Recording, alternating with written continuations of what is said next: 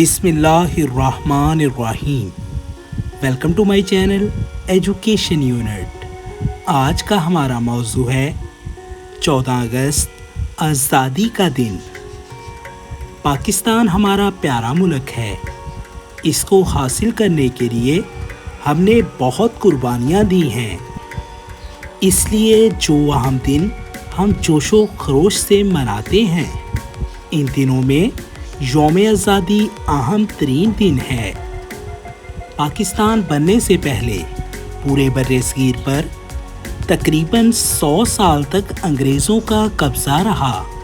अंग्रेज़ों के कब्ज़े से पहले बर्रे-ए-सगीर पर मुसलमानों की हुकूमत थी।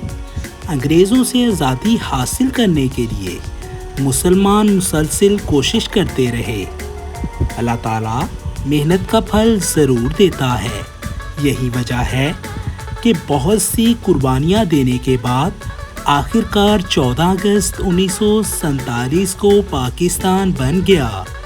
इस दिन बर्रे-ए-सगीर के मुसलमान अंग्रेज़ों की ग़ुलामी से आज़ाद हो गए। ये मुल्क हमने इस्लामी तालीमात के मुताबिक ज़िंदगी बसर करने के लिए हासिल किया है।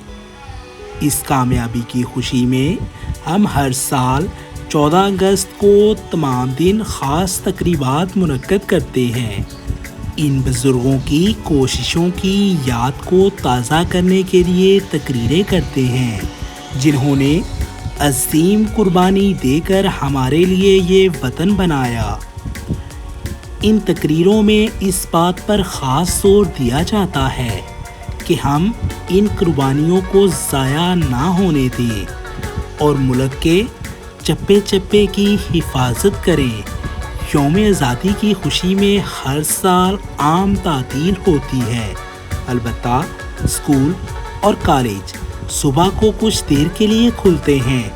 स्कूलों और कॉलेजों के तालिब इल्म ख़ास कौमी प्रोग्राम बनाते हैं, वतन की मोहब्बत के नगमे गाते हैं, तकरीरें करते हैं। यौम आज़ादी के मौका पर सारे मुल्क के शहर कस्बों में चरागाह किया जाता है। लोग चौक दर चौक घरों से बाहर आ जाते हैं। सरकारी और निजी इमारतों पर कौमी परचम लहराए जाते हैं।